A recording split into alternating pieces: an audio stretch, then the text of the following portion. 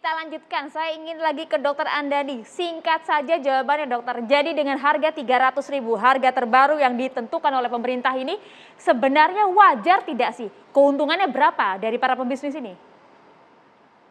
Saya katakan wajar, ya, mungkin wajar. Tapi yang jadi masalah itu adalah banyak lab-lab itu sekarang terjebak dengan penyedia alat yang harganya sudah ditentukan oleh penyedia alat. Itu yang jadi masalah. Bagi lab-lab yang mandiri, yang tidak tergantung kepada alat, dalam hal ini mereka beli alat sendiri, mereka bisa turunkan malah sampai 220.000. Wow. Jadi bukan kalau kita lihat sekarang di promosi-promosi ada yang sampai 215, 200 malah. Keuntungannya, Ada lain Dokter Andani itu tetap 195 dapat malah. untung atau tidak, Dokter Andani, dengan harga 220.000, 300.000 ada untung Nah, sekali tidak? lagi saya katakan, saya contoh begini. Satu lab dia diberikan pinjaman KSO oleh satu perusahaan. Harganya waktu itu masih harga 500, dikasih harga katakanlah 275 untuk regen saja dan consumable plastik, belum termasuk APD dan sebagainya. Pada waktu harga jatuh ke 300, dia tidak bisa apa-apa lagi sekarang. Itu contoh ya. Tapi ada lagi lab yang alatnya mereka beli sendiri, mesin PCR-nya beli, semuanya beli sendiri, sudah ada semua. Nah, sehingga mereka bisa memilih regen mana yang mau mereka pilih. Mereka bisa tentukan regen yang mana yang paling murah. Yang paling murah bisa 30.000, 40.000. Sementara yang paling mahal ya bisa sampai 200.000 seperti saya katakan tadi. Ya, Dokter Andani, artinya begini, kalau pada saat awal COVID lah ya, harga PCR sampai 1 hingga 2 juta. Kita paham bahan bakunya memang masih tinggi, masih mahal. Tapi kalau kita berbicara beberapa waktu lalu, pada saat harga tes PCR ditetapkan 500.000, 495.000 tepatnya. Keuntungannya berapa? Pada waktu 495.000 itu rata-rata keuntungan sekitar 150 sampai 200.000 per tes. Dan sekali lagi saya katakan tergantung kepada KSO atau tidaknya. Hampir 50%. Jadi kalau dia tidak KSO, ya sekitar itu dia untung 150 sampai 200.000 tergantung KSO. Itu belum kita hitung sebagai biaya investasi ya, karena konsekuensi risiko mereka adalah biaya investasi. Baik, Dokter Andani, Bang Karena Said mereka akan tadi investasikan sudah dananya 2 sampai mendengar 3 jelas miliar. ada potensi keuntungan di sana. Cukup dengan besar harga keuntungannya, Bang Said. 495.000. Dari awal saya sudah menduga bahwa bukan bisnis PCR aja nih, bisnis COVID istilah saya.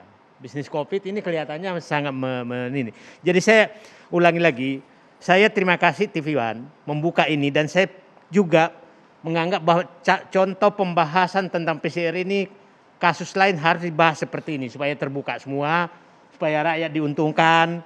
Dan saya ulangi lagi, pertanyaan sekarang yang kedepannya, kita bicara kedepannya Pak Abraham adalah yang perlu dibongkar adalah jangan sampai ada pebisnis menunggangi kebijakan, apalagi pembuat kebijakan yang berbisnis. Kalau ditemukan, itu tidak boleh. Bang Saididu, sanksinya apa? Kalau ditemukan Anda ingin apa? Saya katakan di pejabat publik itu yang paling tinggi etika.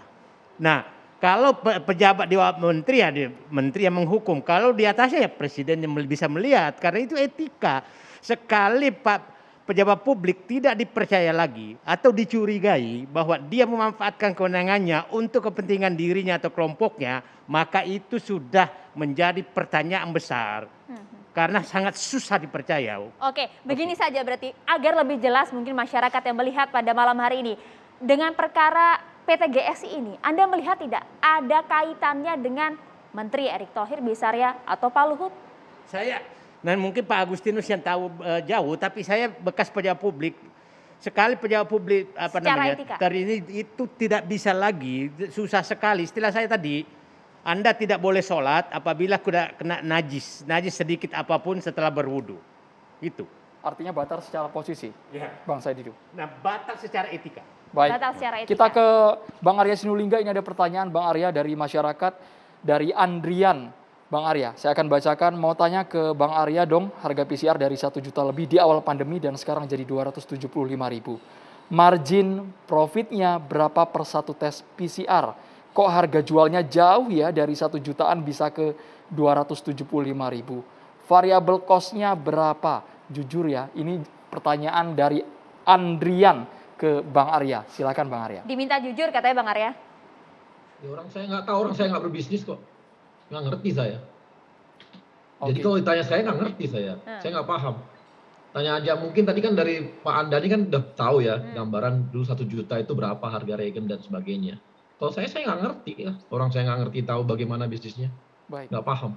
Tapi mengenai posisi tadi bahwa secara etika, secara conflict of interest tadi, Kan udah saya katakan, di situ tidak ada konflik kepentingan Pak Erik karena dia bukan pembuat kebijakan.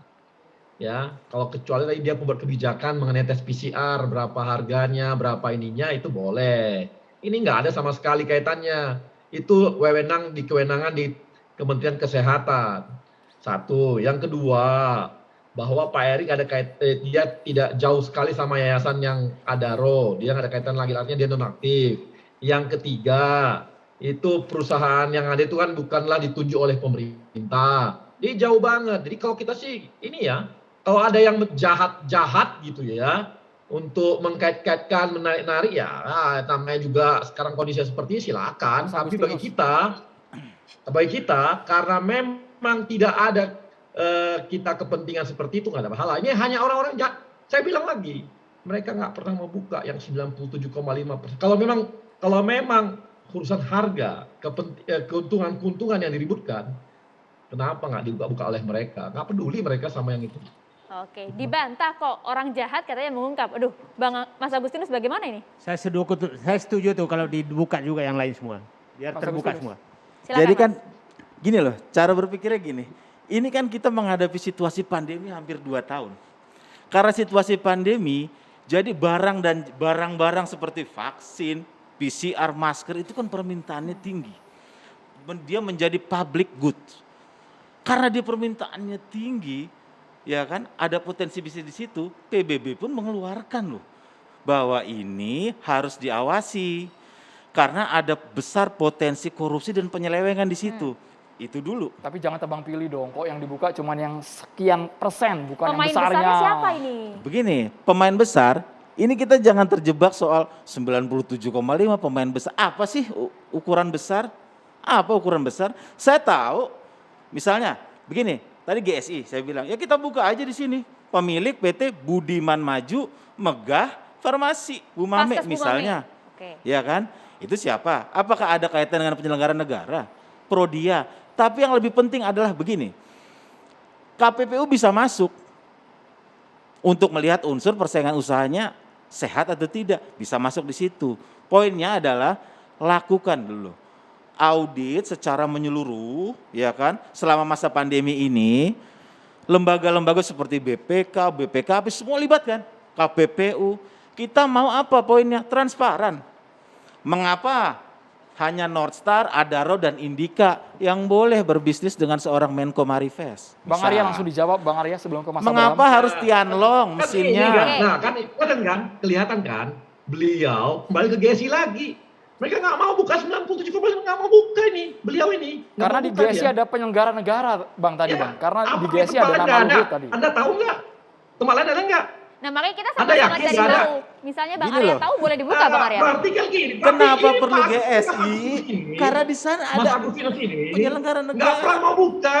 Dia ini jangan ada bermain juga di sana. Nah ini penting, menarik kalau Nah, dia itu tuding saya bukan. bermain, ini tudingan serius, dilihat loh oleh pemirsa Ya iya kan jutaan saya tanya, orang. jangan-jangan Anda bermain juga. Jangan-jangan karena Anda nggak mau buka Jangan juga yang tambahin 97,5, jangan-jangannya. Kalau Anda bagaimana? tadi pertama tuding saya bermain dengan yang 97,5, ya harus buktikan. Gitu Nah, loh. makanya Nggak jangan bisa. Anda bermain. Jangan Anda dialihkan nggak- ke situ. Masyarakat harus tahu. Masyarakat harus tahu Gini Mas ya. transparansi. Gini ya. Gitu loh. Gini. Saya jelasin ya. Tadi aja Anda udah mulai salah nih. Vaksin itu terbatas, tidak boleh ada yang main. Yang main hanya boleh BUMN. Saya ingatkan ini saya beritahu. Yang kedua, ya masker gitu ya. Anda bebas sekarang ada di mana-mana. PCR ada di mana-mana. Dan tadi saya sepakat dengan Anda bahwa ini perlu diaudit. Saya Iya, setuju. sepakat. Nah, diaudit Itulah. semua. Ya minimal kita sepakat di situ dulu. Makanya sebelum diaudit kita jangan menuding kemana-mana. Kita nggak menuding, ini bukan persoalan Oke. Erick Thohir atau siapa, bukan Loh. persoalan orang Anda per udah orang. sama masalahnya. Ini persoalan Kita prinsip sudah bernegara tahu. yang Membantunya baik ada gitu loh. nama-nama yang dalam perusahaan bisnis tersebut, Presiden harus turun tangan. Gimana, Mas Mas Abraham. Ya menurut saya terkait dengan bisnis ini tentu akan menjadi suatu hal yang menarik bagi masyarakat. Namun masyarakat energinya tolong jangan habis, dan mohon para yang mengkritisi dan memberi masukan, jangan juga dianggap COVID ini tidak ada. Karena COVID itu tetap nyata, dan pemerintah dan masyarakat tetap membutuhkan tes PCR. Bagaimanapun juga, tes PCR itu adalah golden standard dari WHO, di mana ini sangat penting tidak hanya untuk testing namun juga surveillance. Jadi kalau dari kami akan berusaha supaya harga PCR itu semakin terjangkau untuk masyarakat, dan masyarakat harapannya tetap menjaga protokol kesehatan. Jangan karena terlalu kita habis diskusi seperti ini, masyarakat juga acuh dengan protokol kesehatan. Jadi saya harap tetap fokus, ancaman pandemi ketiga tetap ada, kita tetap harus berhati-hati. Tetap fokus juga, jangan sampai ada pihak membuat aturan untuk meningkatkan omset bisnisnya. Itu juga Karena kebijakan kemudian jangan sampai membuat disalahgunakan kebijakan untuk meningkatkan untuk omset meningkatkan bisnisnya pasar. Oke. dan memaksa rakyat membayar. Jadi itu juga kita awasi. Ini harus bersama. diungkap ini. Jangan sampai masyarakat curiga nanti imunnya turun. Itu yang bahaya. Kebijakan kemudian disalahgunakan untuk meningkatkan pasar bagi pembisnis. Kita jeda dulu, catatan demokrasi kembali saat lagi.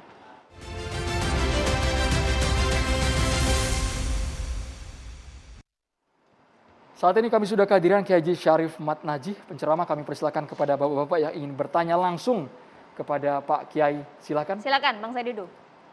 Pak Kiai, kita tadi agak berdiskusi bagaimana yang kira-kira begini, bagaimana hukumnya bagi seorang pejabat yang menggunakan kewenangannya untuk kepentingan dirinya dan mengambil dari rakyat. Padahal pejabat kan harusnya untuk kepentingan rakyat, bukan kepentingan dirinya. Kira-kira gimana Pak Kiai? Keren banget pertanyaannya. Bismillahirrahmanirrahim. Assalamualaikum warahmatullahi wabarakatuh. Pemirsa TV One dimanapun berada, dalam Al-Quran Allah ceritakan bahwa ketika seseorang menjadi pemimpin, ada memang kehendak dari Allah. Wa rafa'na ba'dahum fawqa ba'din darajat. Mereka adalah orang-orang pilihan. Tetapi kemudian karunia yang besar itu akan menjadi ujian. Ada orang-orang yang kemudian amanah, maka dijanjikan oleh Nabi, imamun adilun, pemimpin yang adil yang nanti dapat garansi di yaumil qiyamah, dapat naungan dari Allah, termasuk orang pertama dari 7 golongan. Artinya mereka yang menjadi pemimpin atau pejabat, mereka yang mempunyai kepercayaan langsung dari masyarakat dalam pemilihan mereka menang, tetapi sesungguhnya mereka dipilih oleh Allah. Maka bagi mereka yang kemudian dipilih oleh Allah menyalahkan wewenang itu, rakyatmu boleh jadi mereka tidak mengetahui apa yang engkau maksudkan dan apa yang engkau rencanakan. Tetapi apakah ada yang bisa bersembunyi dari pengetahuan Allah?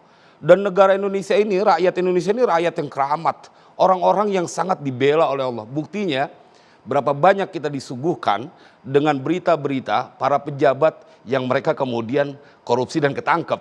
Ini kan adalah sebuah bukti bahwa kesalahan yang mereka lakukan dikonversi dalam sebuah bentuk dipermalukan tanda kutip di depan rakyat Indonesia.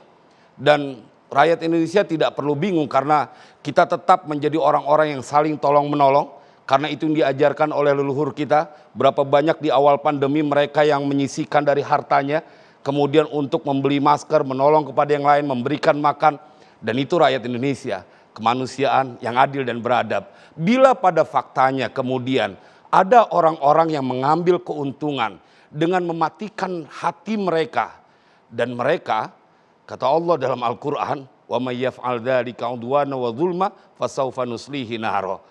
Ada sebuah ancaman buat mereka yang mengambil kesempatan untuk meraih keuntungan sebanyak-banyaknya, bahkan menikmati di atas penderitaan orang lain. Kalau disebut bagaimana hukumnya pejabat, orang-orang yang kemudian menikmati fasilitas yang seharusnya tidak dilakukan selain diri dia atau melampaui batasnya. Rasanya kita perlu belajar kepada sosok seorang khalifah yang bernama Umar bin Abdul Aziz. Beliau sampai takut menyalakan pelita di malam hari karena itu bukan waktu dinas. Beliau bilang, aku takut nanti dituntut oleh Allah. Karena ini bukan kebutuhan orang-orang yang aku pimpin, ini kebutuhan pribadi. Dan itulah pentingnya kemudian bagaimana Pancasila Sakti itu menjadi sebuah modal buat kita. Bahwa ada sila pertama, ketuhanan yang Maha Esa. Engkau diawasi oleh Tuhan. Semua agama pasti sama dalam kaitan ini, tidak membenarkan untuk berlaku aniaya. Engkau bisa bersembunyi dari sesuatu yang kau lakukan dengan berbagai cara, tapi pada waktunya bila engkau menzolimi, bila benar menzolimi rakyat Indonesia, hati-hati. Karena rakyat Indonesia adalah orang-orang yang terus diberikan pembelaan oleh Allah. Dan buat seluruh saudaraku, tetap kita bersabar, dan apalagi dengan keadaan seperti ini mudah-mudahan semakin membaik.